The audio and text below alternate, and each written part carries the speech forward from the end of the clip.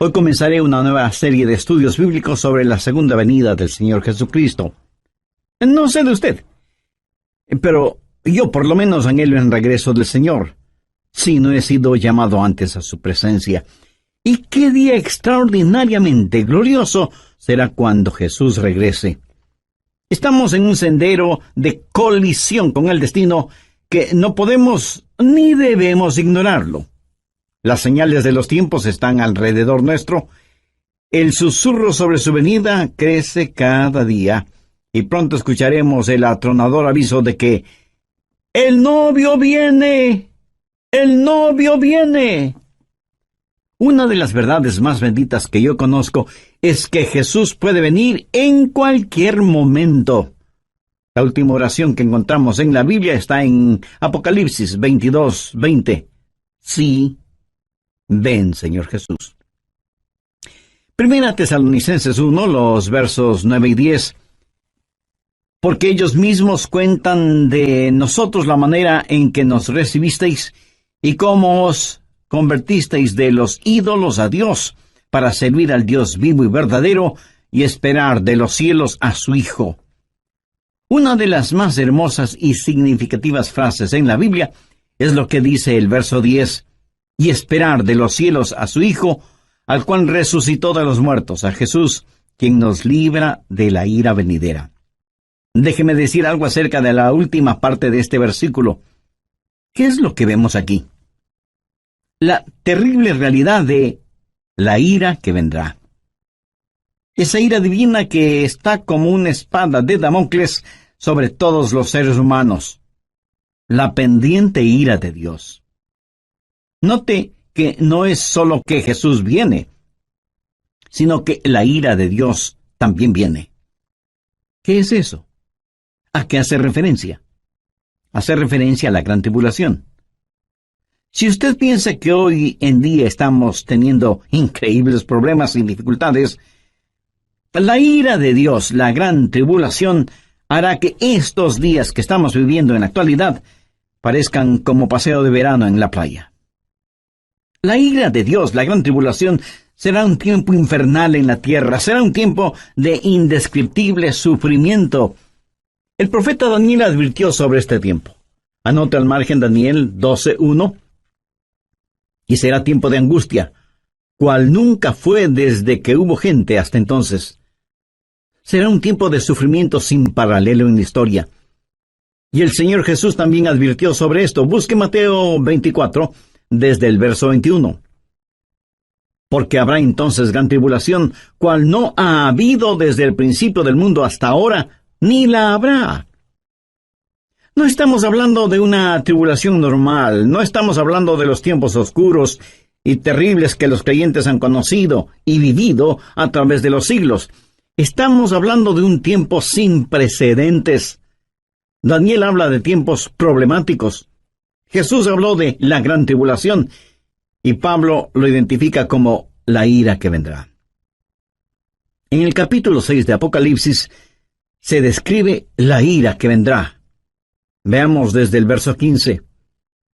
Y los reyes de la tierra y los grandes, los ricos, los capitanes, los todopoderosos y todo siervo y libre, se escondieron en las cuevas y entre las peñas de los montes, y decían a los montes y a las peñas, caed sobre nosotros y escondednos del rostro de aquel que está sentado sobre el trono y de la ira del Cordero. Generalmente hablamos de la gentileza del amor del Cordero, o sea, de Jesús. Pero escúcheme con atención. El amor de Dios es la mitad de la verdad, pero no toda la verdad. Y cuando usted toma solo la mitad de una verdad y la presenta como si fuera toda la verdad, entonces la mitad que no presenta resulta que viene siendo una mentira. Pero, mi amigo, de acuerdo a la Biblia, la otra mitad del amor de Dios es la ira de Dios, la justicia de Dios. El gran día de la ira de Dios se acerca. ¿Y quién será capaz de enfrentarlo? Daniel, Jesús, Pablo y Juan hablan sobre ese evento. Ese día sin paralelo ni precedente en la historia humana va a llegar, y Pablo lo identifica como la ira que vendrá. Con todo lo que sucede a nuestro alrededor en nuestros días, bien se podría decir que las llamas del juicio de Dios están ya apareciendo en el horizonte. Apocalipsis 6, desde el verso 1. Vi cuando el Cordero abrió uno de los sellos, y oí a uno de los 4 seres vivientes decir, como con voz de trueno, ven y mira. Cuando usted escucha truenos, ¿qué es lo que espera? Pues una tempestad, ¿verdad? A Juan se le dijo que mirara. ¿Y qué es lo que él vio? Veamos en el verso 2. Y miré, y he aquí un caballo blanco. Vamos a ver 4 jinetes en sus caballos, cabalgando durante la gran tribulación. Algunos llaman a estos los 4 jinetes del Apocalipsis. Y todo esto no es más que una descripción de la frase que Pablo usó cuando dijo, la ira venidera. El primer caballo es el blanco, de dominio. Juan dice, y miré, y he aquí un caballo blanco, y el que lo montaba tenía un arco, y le fue dada una corona, y salió venciendo, y para vencer. ¿Quién es este que monta en un caballo blanco? Mi amigo, no es otro que el anticristo. Es la simbología bíblica. Un caballo blanco significa dominio, conquista, triunfo, y durante ese tiempo, el Mesías del diablo, el anticristo, regirá en el mundo. Tiene un arco en su mano, lo cual es símbolo de poder. Tiene una corona en su cabeza, lo cual también significa dominio. Y si usted me pregunta, ¿el mundo en realidad será gobernado por el anticristo? Absolutamente cierto. Jesucristo fue muy claro al respecto. Busque Juan 5:43. Yo he venido en nombre de mi Padre, y no me recibís. Si otro viniere en su propio nombre, a ese recibiréis. Jesús dijo que no le recibimos a él, que es el verdadero Cristo, pero sí recibiremos al anticristo, que vendrá montado en un caballo blanco. De paso, quiero compartir con usted lo que leí en un periódico y que tiene que ver con un nuevo símbolo propuesto para las Naciones Unidas. ¿Sabe cuál es ese nuevo símbolo? Un caballo blanco. El artículo dice que el caballo blanco es símbolo de paz, y cito textualmente parte de lo que dice el periódico. La paloma, como símbolo de paz y fraternidad entre las naciones, enfrenta a un competidor, un caballo blanco. El diseño del caballo blanco fue donado con el propósito de unir pacíficamente los 5 continentes, simbolizado a través de la fortaleza del caballo que asegura libertad y unidad. En la cabeza del caballo habrá 5 cintas de diferentes colores que representan los 5 continentes: Europa, Asia, África, América y Australia. Así que se está impulsando un nuevo símbolo de paz, un caballo blanco, para que unifique al mundo. Y Daniel, haciendo referencia al anticristo, dice que por medio de la paz destruirá a muchos. Segundo, el caballo rojo de la destrucción.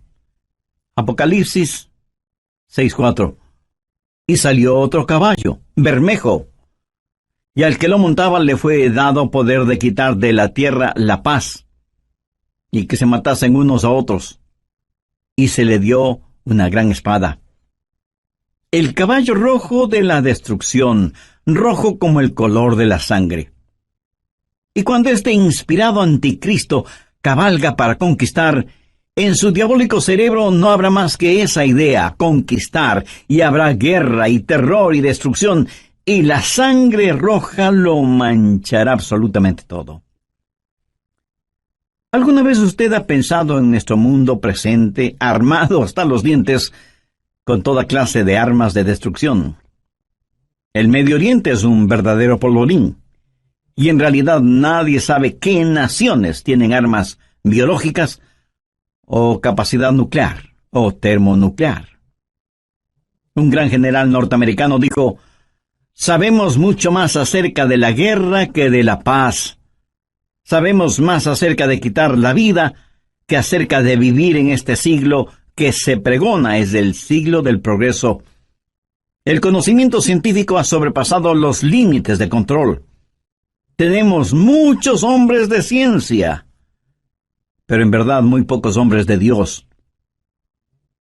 El mundo ha alcanzado notoriedad sin sabiduría, poder sin conciencia. Somos un mundo de gigantes nucleares, pero criaturas sin ética. Todo lo que sucede en el mundo está llegando a su clímax. Y la Biblia lo identifica como el gran día de la ira de Dios.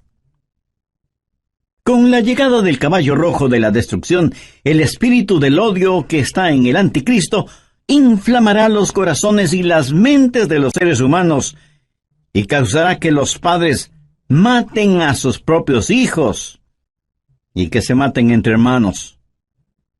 Será un tiempo de indescriptible sufrimiento cuando la espada estará chorreando la sangre de todos aquellos que no han querido recibir la marca de la bestia.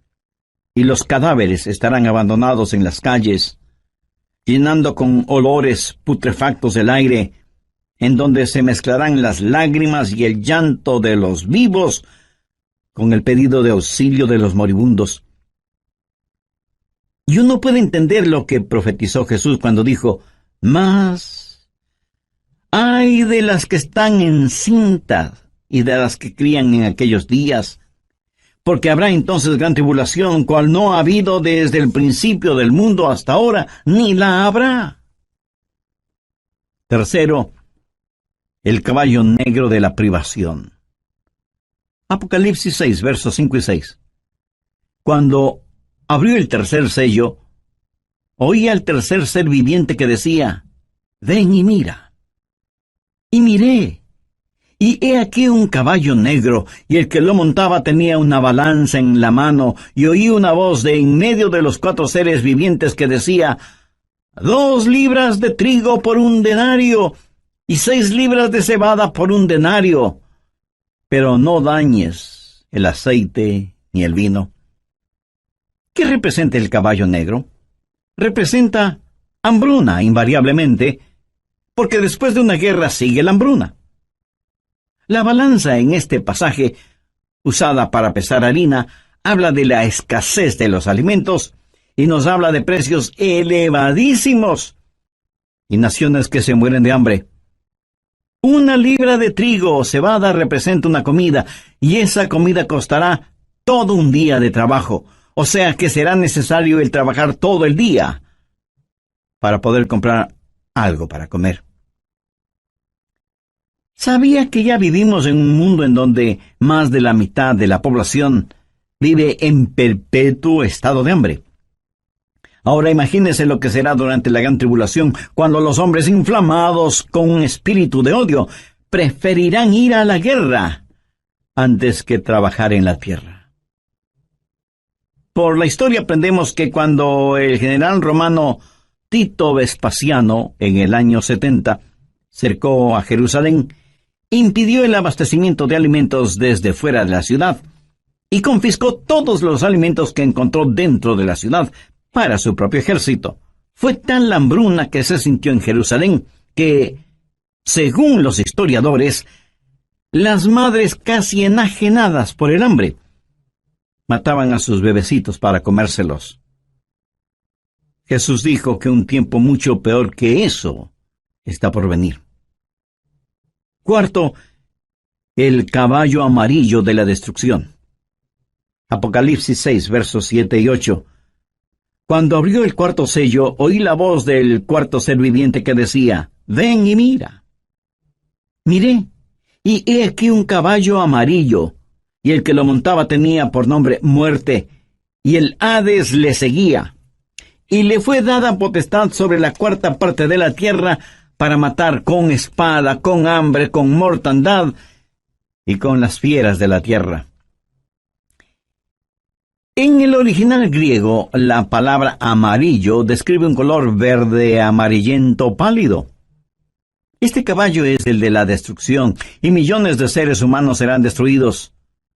Esto nos enseña que en los oscuros días de la ira venidera habrá un odio generalizado, inspirado por el anticristo, y las masacres serán las consecuencias de ese odio, y la sangre correrá como ríos, y el hambre producirá muerte, y después de la muerte, el infierno.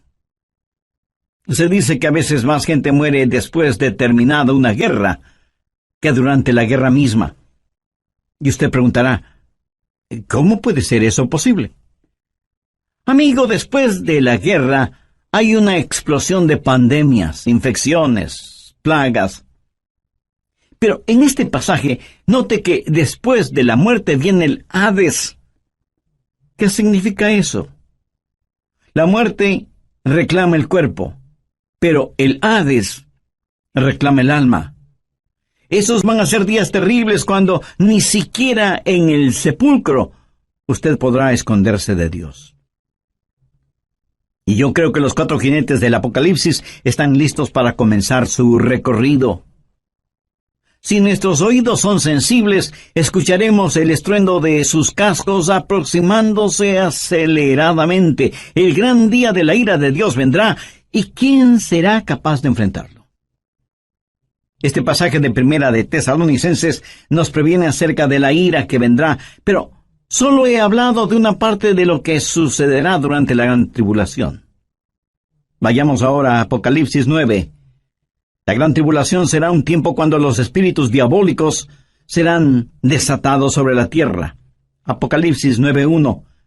Y el 5º ángel tocó la trompeta, y vi una estrella que cayó del cielo a la tierra.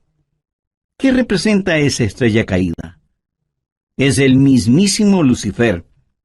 Y se le dio la llave del pozo del abismo, o sea, la llave es entregada a este supercriminal para que abra la cárcel que está en el abismo y deje en libertad a los malévolos espíritus encerrados allí. Y cuando eso pase, cosas increíblemente horrorosas van a suceder. Veamos el verso 2. Y abrió el pozo del abismo, y subió humo del pozo como humo de un gran horno, y se oscureció el sol y el aire por el humo del pozo, y del humo salieron langostas sobre la tierra, y se les dio poder como tienen poder los escorpiones de la tierra. Un notable comentarista bíblico refiriéndose a esto dice, las langostas son infernales. Por eso vienen desde el fondo del abismo. Bueno, aquí no está hablando de langostas comunes. Estas son un emblema, un simbolismo de espíritus diabólicos. Son espíritus infernales e insaciables. Este no es un panorama muy halagador que digamos, ¿no le parece? Y menos para quienes no son salvos todavía. ¿Es usted ya salvo o salva? ¿Hay en su corazón el anhelo de que Jesús regrese? ¿Tiene la absoluta certeza de que al morir se irá al cielo? Si no es así, usted necesita hacer una decisión espiritual ahora mismo. Le invito a decir la siguiente oración. Dígala con sus propias palabras. Las mías son solo una guía. Querido Dios, perdóname porque aún siendo religioso, he estado tan pendiente de las cosas materiales que no he puesto ninguna atención a las cosas espirituales. Soy pecador y necesito tu perdón. Me acerco a ti en busca de misericordia y gracia. Señor Jesús, te invito a que seas mi Salvador y mi Señor. Lo hago con sincera y profunda fe, pidiéndote me perdones, me limpies.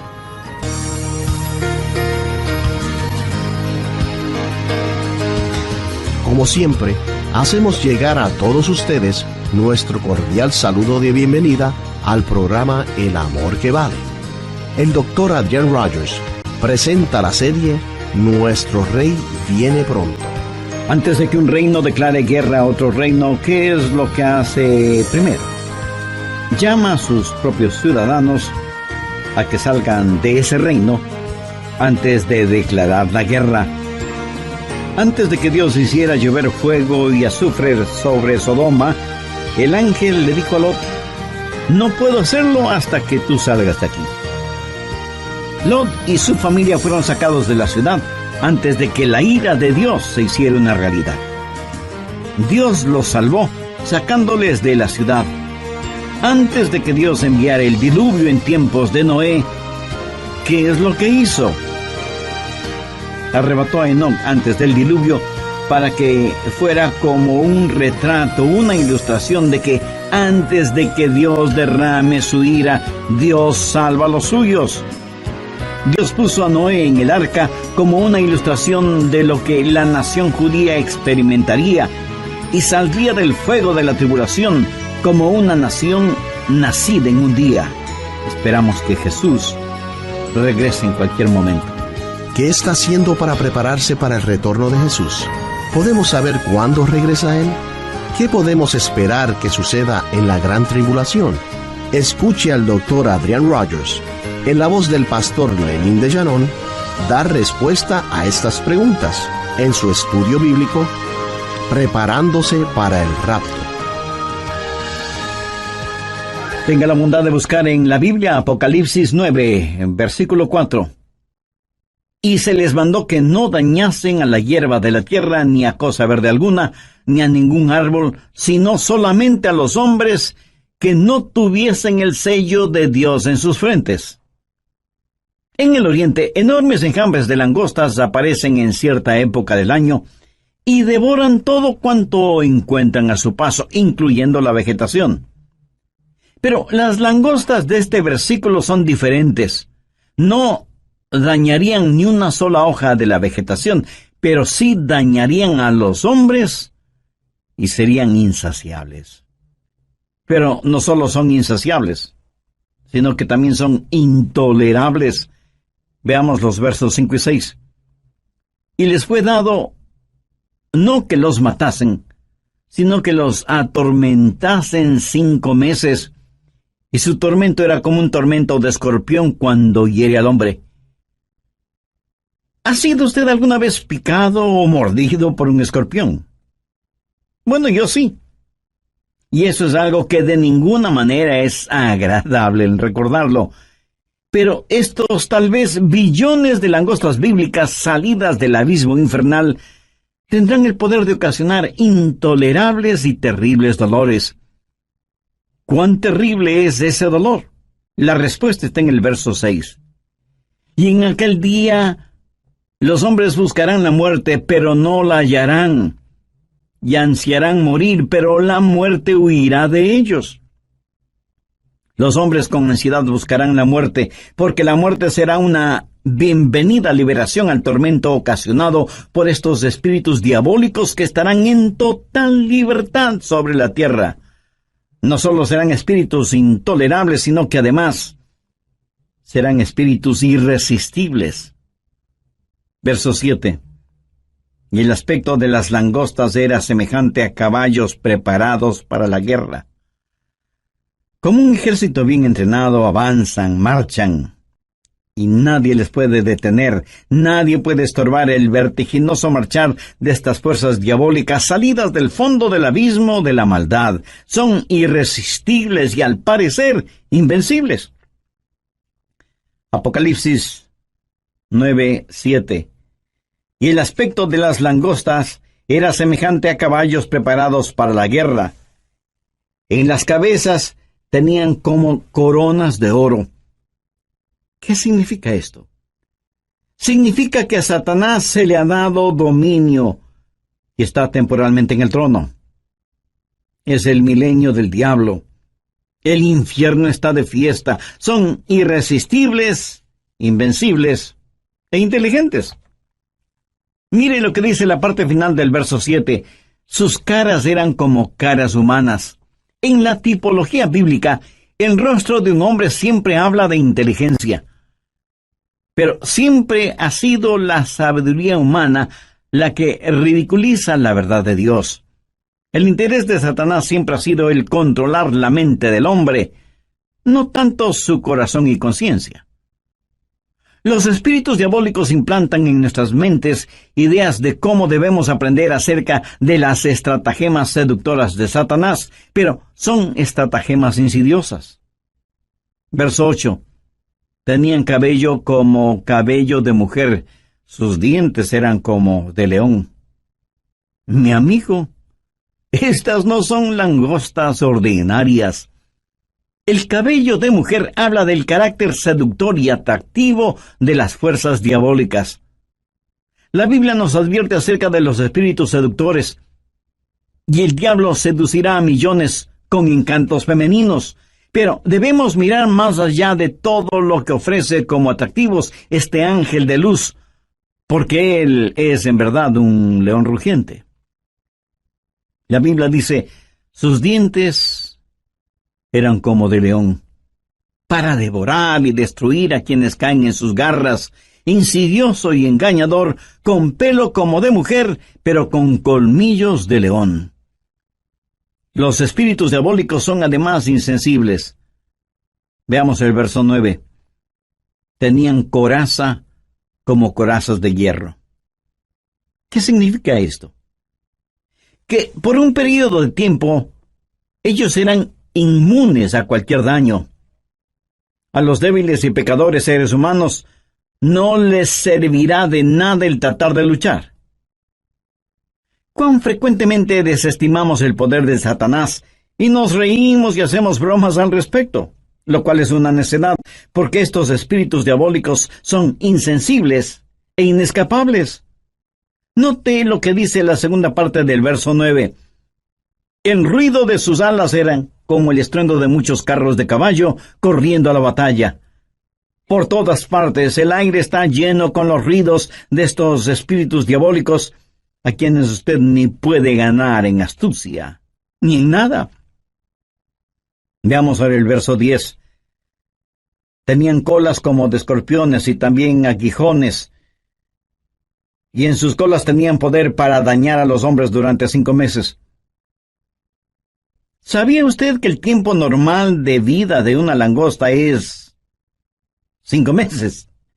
El apóstol Juan usa simbolismos para decirnos que estos espíritus malignos, que tienen colas como de escorpiones, efectuarán su trabajo de herir a los hombres. Tienen el poder para hacerlo. Y como si todo esto fuera poco, esos espíritus son además indivisibles. Verso 11. Y tienen por rey sobre ellos al ángel del abismo, cuyo nombre en hebreo es Abadón y en griego Apolión. Hay un rey sobre estos espíritus. Recuerde que no tenemos lucha contra sangre y carne, sino contra principados, contra potestades, contra los gobernadores de las tinieblas. Abadón o Apolión literalmente significa destrucción. Un poderoso príncipe infernal, tal vez Satanás mismo, es quien los guía para que torturen a los habitantes de la tierra durante la gran tribulación, o sea, durante la ira venidera. En segundo lugar, hay una anticipada espera. Veamos 1 Tesalonicenses 1:10. Y esperar de los cielos a su Hijo, al cual resucitó de los muertos, a Jesús, quien nos libra de la ira venidera. ¿Lo ve? Esperamos por su Hijo Jesús, quien nos libra de la ira venidera. Pregunta, ¿vivirá la iglesia la gran tribulación? ¿Estará la iglesia sujeta a la ira que vendrá? Bueno, personalmente no lo creo, y le diré por qué. Creo que la Biblia claramente enseña que la iglesia será arrebatada, raptada, antes de que la ira llegue. Veamos 1 Tesalonicenses 5:9. Porque no nos ha puesto Dios para ira, sino para alcanzar salvación por medio de nuestro Señor Jesucristo. El apóstol Juan le dijo a la iglesia de Filadelfia la misma cosa. Veamos Apocalipsis 3:10. Por cuanto has guardado la palabra de mi paciencia, yo también te guardaré de la hora de la prueba que ha de venir sobre el mundo entero. Y usted podría preguntarme, pastor, eso es lo que Juan le dijo a la iglesia de Filadelfia, pero no a nuestras iglesias. Vayamos rápidamente a Apocalipsis 3:13. ¿Qué dice? El que tiene oído, oiga lo que el Espíritu dice a las iglesias. Lo que se le dijo a la iglesia de Filadelfia también es para nosotros. Si guardamos las palabras de su paciencia, Él nos librará de esa hora de tribulación. Dios no derrama su ira sobre sus hijos, Él disciplina a sus hijos. Antes de que un reino declare guerra a otro reino, ¿qué es lo que hace? Llama a sus propios ciudadanos a que salgan de ese reino antes de declarar la guerra. Antes de que Dios hiciera llover fuego y azufre sobre Sodoma, el ángel le dijo a Lot, no puedo hacerlo hasta que tú salgas de aquí. Lot y su familia fueron sacados de la ciudad antes de que la ira de Dios se hiciera una realidad. Dios los salvó sacándoles de la ciudad. Antes de que Dios enviara el diluvio en tiempos de Noé, ¿qué es lo que hizo?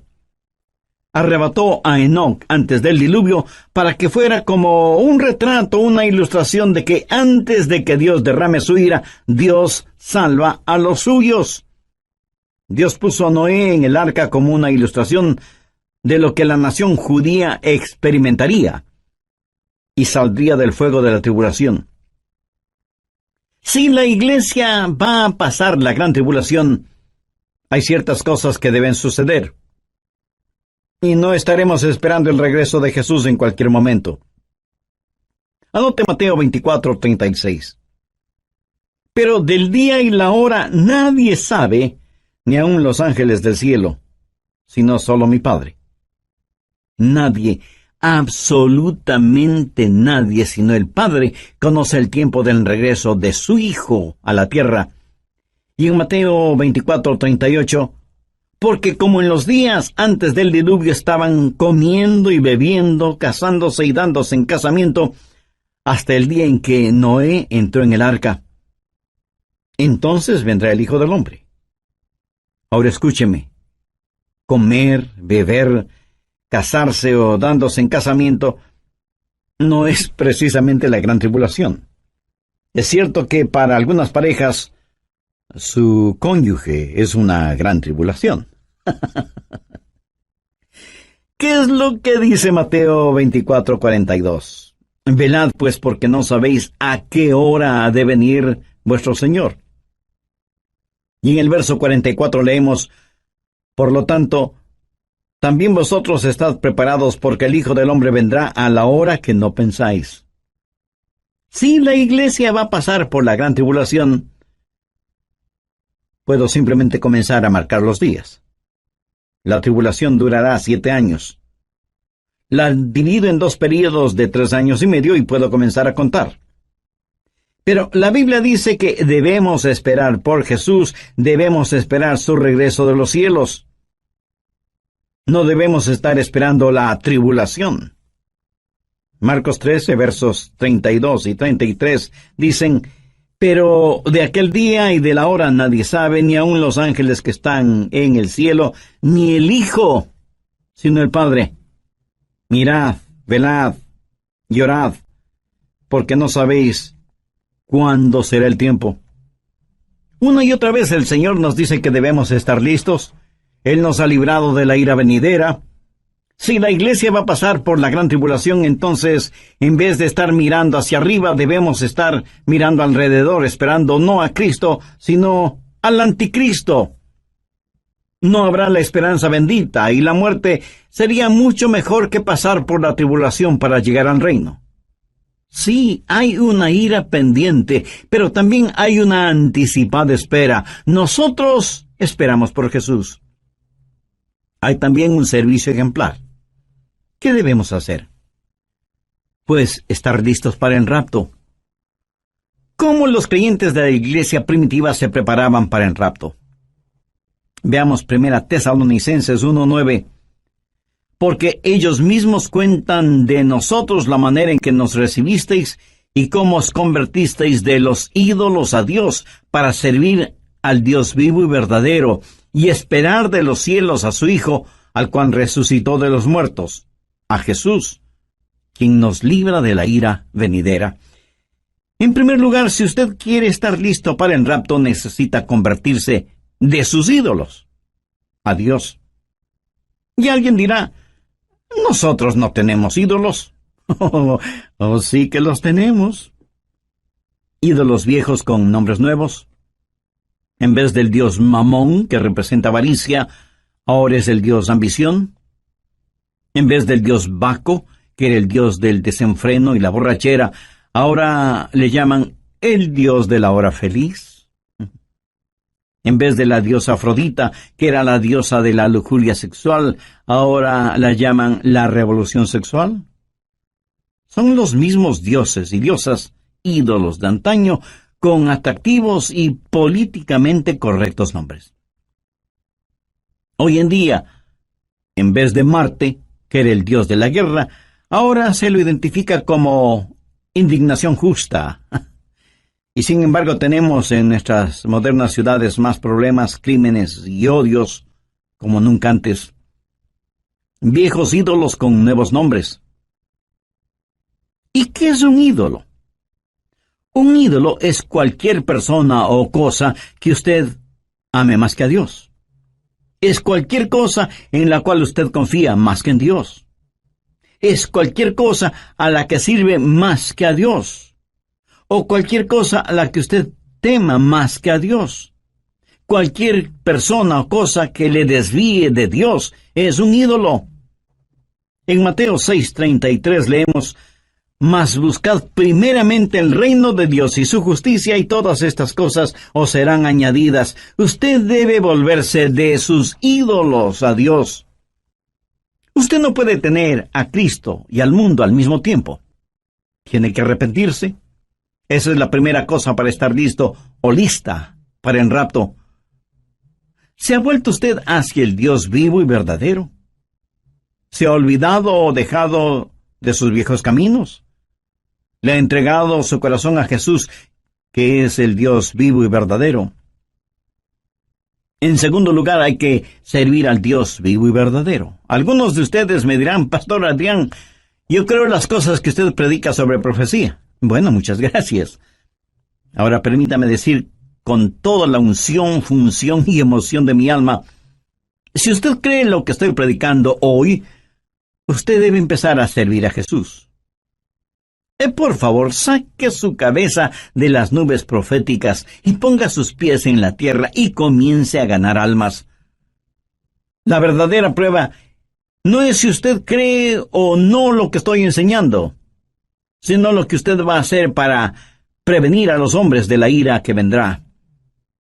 Y debemos trabajar hasta cuando Jesús regrese, y luego nos juntaremos en nuestro hogar celestial. Tercero, hay que esperar el regreso de Jesús. Esos creyentes esperaban por Jesús, no como un último recurso o como una escalera de incendios, sino que estaban diciendo, ven pronto, Señor Jesús. Estaban esperando su regreso, ansiaban su venida, vivían con esa expectativa, oraban por su venida, y muchos literalmente murieron diciendo, ven, Señor Jesús. Como ilustración le contaré que una joven mujer estaba en la estación del tren esperando a su novio, que venía para casarse, y ella estaba ahí, esperando con ansiedad el tren. El anciano jefe de la estación también estaba ahí, con sus horarios de llegadas y salidas de trenes. Él sabía que un tren estaba por llegar, pero no lo esperaba con la misma ansiedad con que esa novia esperaba la llegada del tren en donde venía su novio. Nosotros debemos tener el espíritu no del jefe de la estación, sino de esa novia. La Biblia dice, y esperar de los cielos a su Hijo, al cual resucitó de los muertos, a Jesús, quien nos libra de la ira venidera. Me pregunto cuántos de quienes me escuchan en este momento conocen en forma personal al Señor Jesucristo. Porque si usted aún no tiene una relación íntima con Él, este es el momento de hacer esa decisión. Recuerde que Jesucristo puede retornar en cualquier momento, y en la Biblia no encuentro ninguna esperanza para nadie que no tenga a Cristo en su corazón. Si usted rechaza ser salvo antes de la venida de Jesús, terminará creyendo las mentiras de Satanás. y tendrá que vivir los horrores de la tribulación, y después de eso, el infierno, o sea, separado eternamente de Dios. Y si me pregunta cómo puede ser salvo, lo primero que tiene que hacer mi amigo, mi amiga, es dejar sus ídolos y buscar al Dios único y verdadero, y por fe pedir la presencia de Jesús en su vida. Y eso lo puede hacer este mismo instante, orando la siguiente sencilla oración. Señor Jesús, te invito a que vengas a morar en mi corazón. Te pido perdón por mis pecados, límpiame y sálvame. Yo no puedo salvarme por mí mismo, y no merezco ser salvo, pero tú moriste para salvarme si confiaba en ti. Confío en ti con todo mi corazón. Quiero nacer de nuevo, tener una vida nueva y transformada. Haz de mí la persona que tú quieres que sea. Lo pido en tu santo nombre. Amén.